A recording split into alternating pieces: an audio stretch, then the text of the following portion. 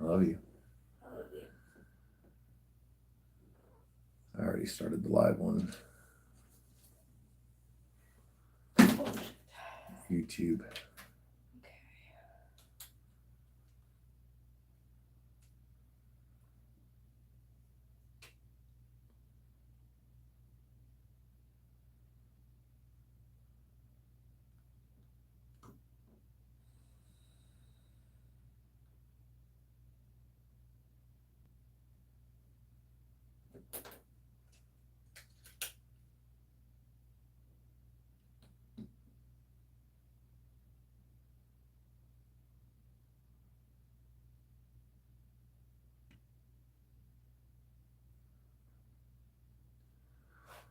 Welcome in.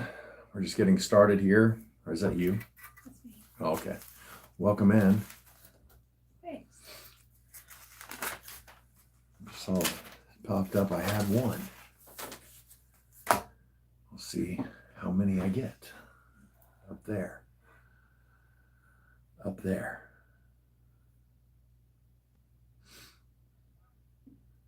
I'm going to go ahead and start. Brighten my screen here so I can see what's going on. Make sure we're turned up. We're turn up. Turn up.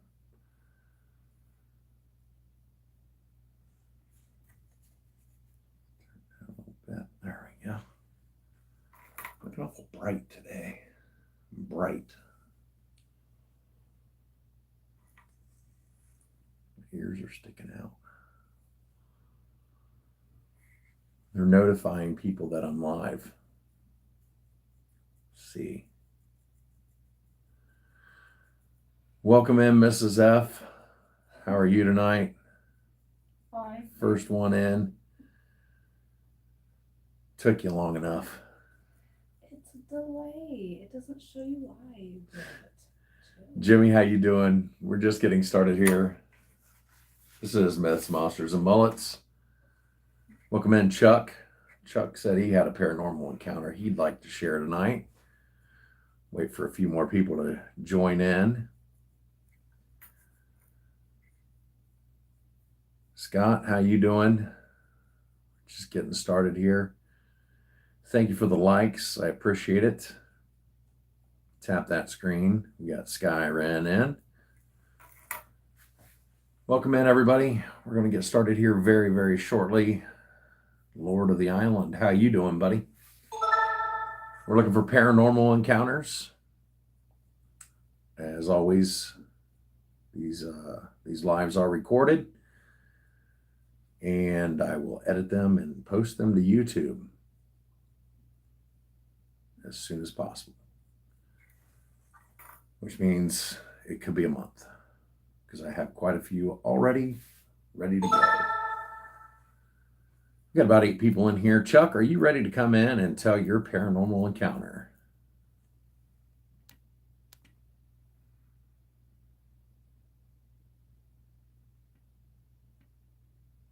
Chuck. Oh, whoa. Almost blocked somebody. Didn't mean to do that.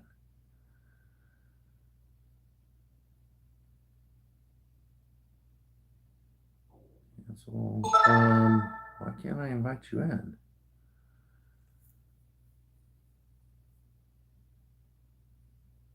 Trying to add you here.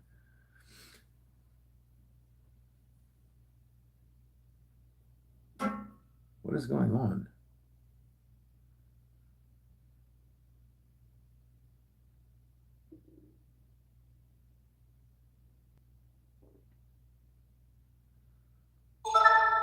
Chuck, can you request to join? Because for some reason it is not allowing me to tap on your name and do this. I don't know why.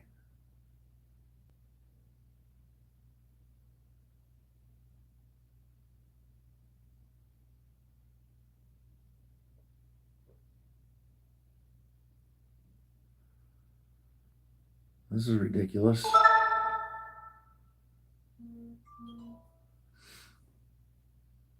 Let's see something here. Yeah, it's working. Whoever. Oh, Chuck, do you have your profile on private? I didn't. Thank you, Priscilla. If you're on private, I may not be able to add you. Yeah. See if you can change your settings real quick.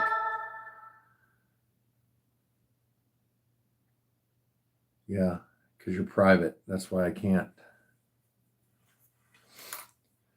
Well, until then, does anybody else have paranormal encounter they'd like to share? We are only doing the live on Sunday, this week and next week, due to the holidays. We're gonna take a little break on Mondays. Then after the first of the year, we are going to reevaluate what nights we go live. We're going to definitely keep Sunday nights. Here we go. Chuck is back, and now it says I can invite him. Haunted Dolls is here too. All right, let me give you an invite here. Invitation sent.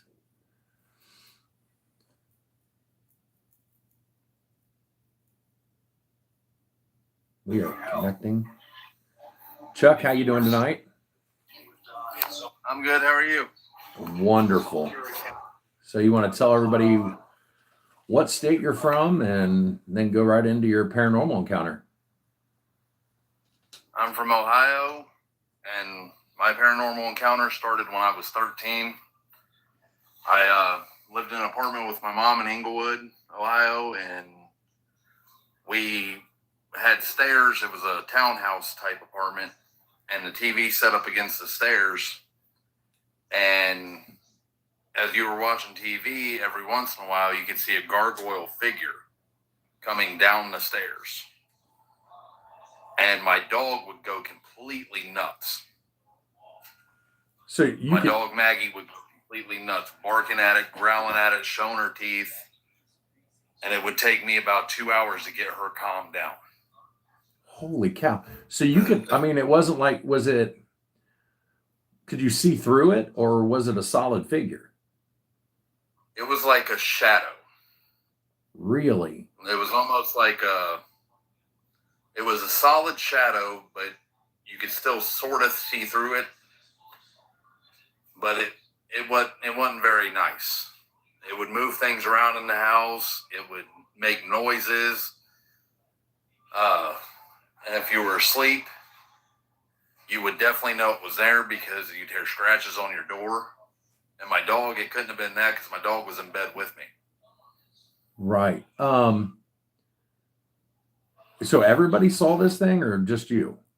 Yeah. My mom seen it. I seen it. My sister and my two brothers. Wow. At first, we just thought, maybe it's just a figure of our imagination.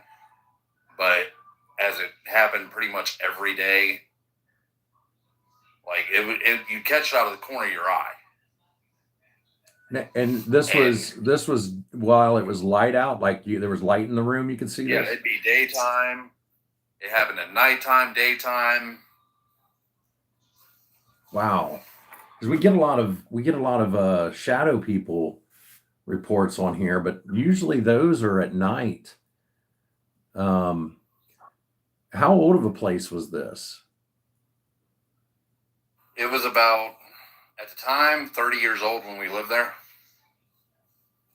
But they said that where it was, that there used to be an Indian burial mound really close to it. Yeah. Yeah. I had an experience a couple weekends ago, and the more I look into it, there's a lot of Native American sites in the area. So you said this was in like a townhouse. Do you know by chance if like your neighbors had any kind of experiences too? One of my neighbors said that woke up one day to somebody. It felt like somebody sitting on his bed next to him. Wow. But he didn't see anything. He said that it freaked him out. Yeah. Well, yeah, that would freak the hell out of me. I get freaked out when my wife gets in the bed.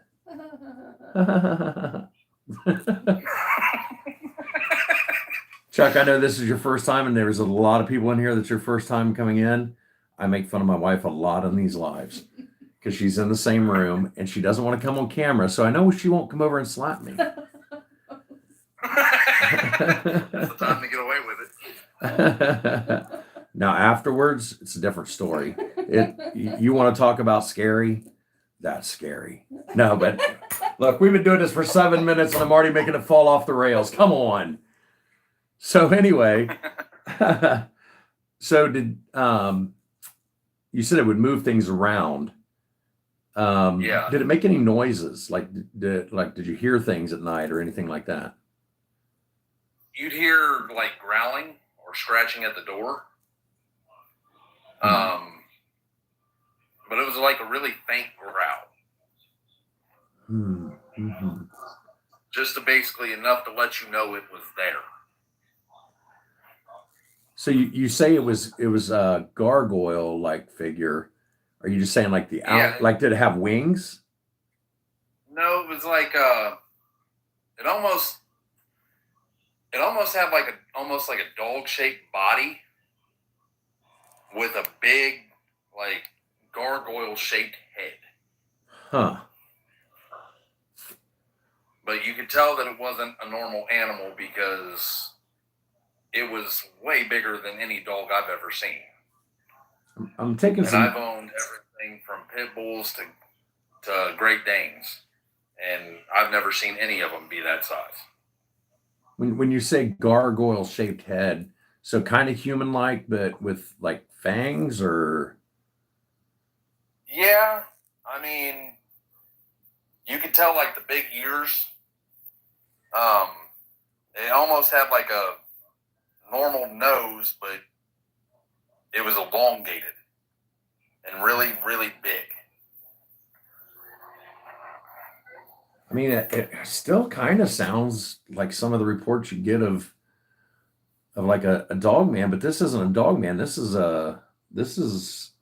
like a spirit or a ghost. I mean, wow, this is the first time I've heard anything like this. My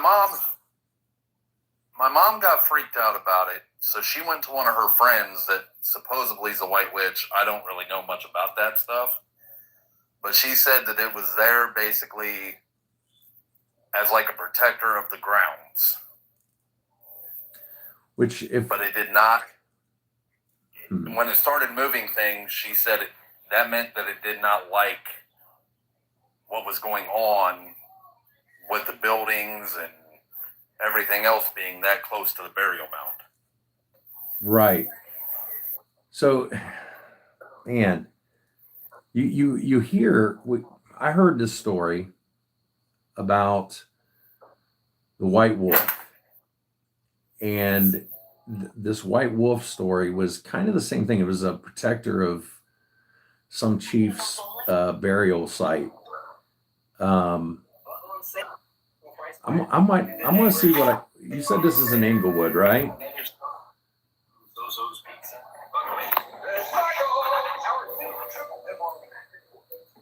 What? You said this was in Inglewood, correct? Right. Okay. I'm gonna do some looking into this. See what's around there.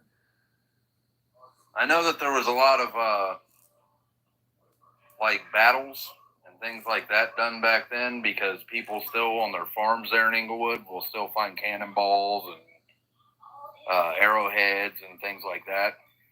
Yeah, that whole Miami Miami River area was highly contested with the Native Americans and stuff like that. That's I mean, that wasn't the only experience I've had with the paranormal either. The other one was after my mom had her heart attack. I moved in with her and my grandmother in Trotwood. And my grandfather died before I was born, so I never knew what he looked like, nothing. And I was watching wrestling. I was 16 years old. I was watching wrestling one night, and the way that her house was set up, you had an L-shaped hallway with a dining room, a kitchen, and the living room all blocked off by these fake wooden door type things, double doors. And I was sitting there watching wrestling up late one night because I was also taking care of my grandma that night because she had congestive heart failure. And my mom was in bed because she just had the heart attack. And out the corner of my eye, I see a man standing in the kitchen.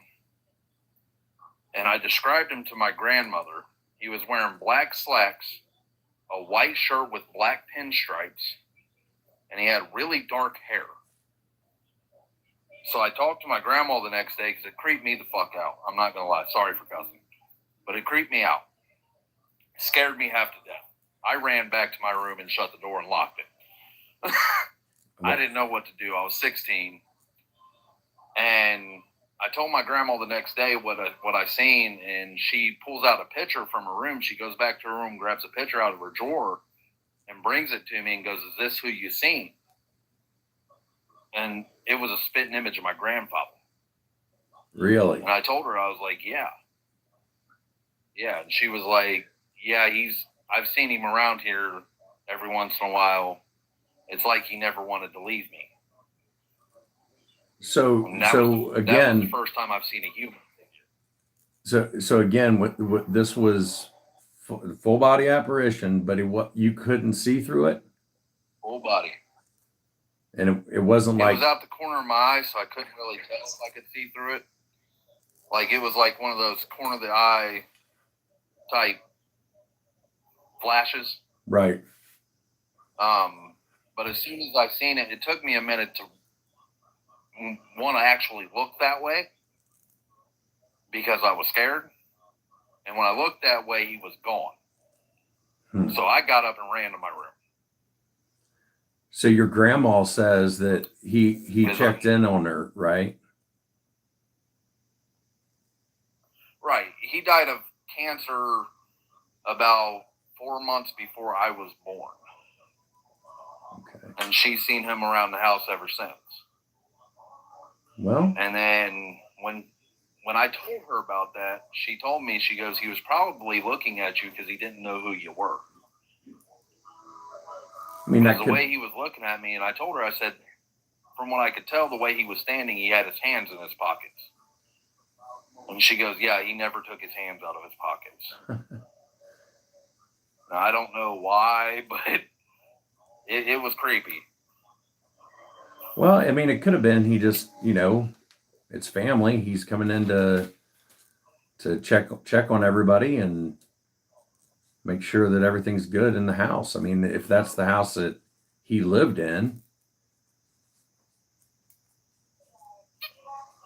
That was the house he lived in and died in. Yeah. And I didn't know that he died in that house until she told me that next day.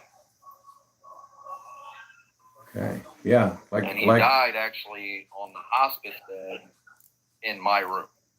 Oh, really?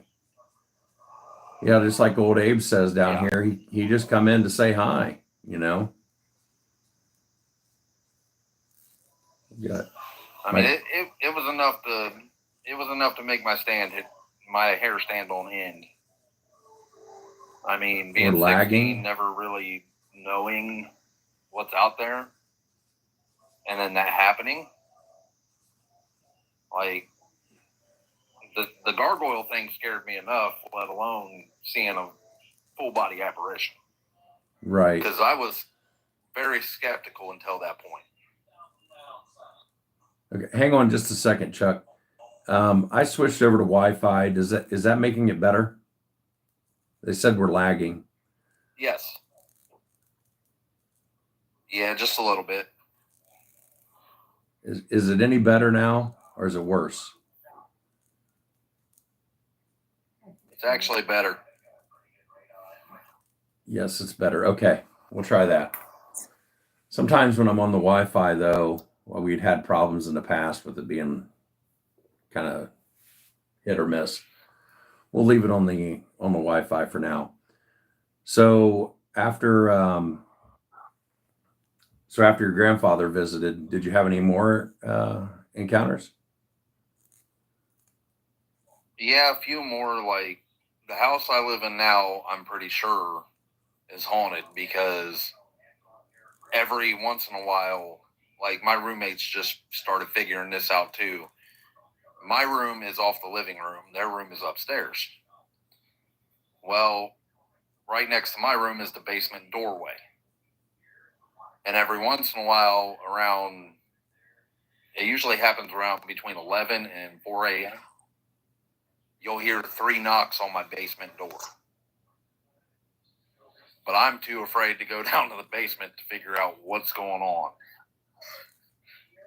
Well, I don't know that I would answer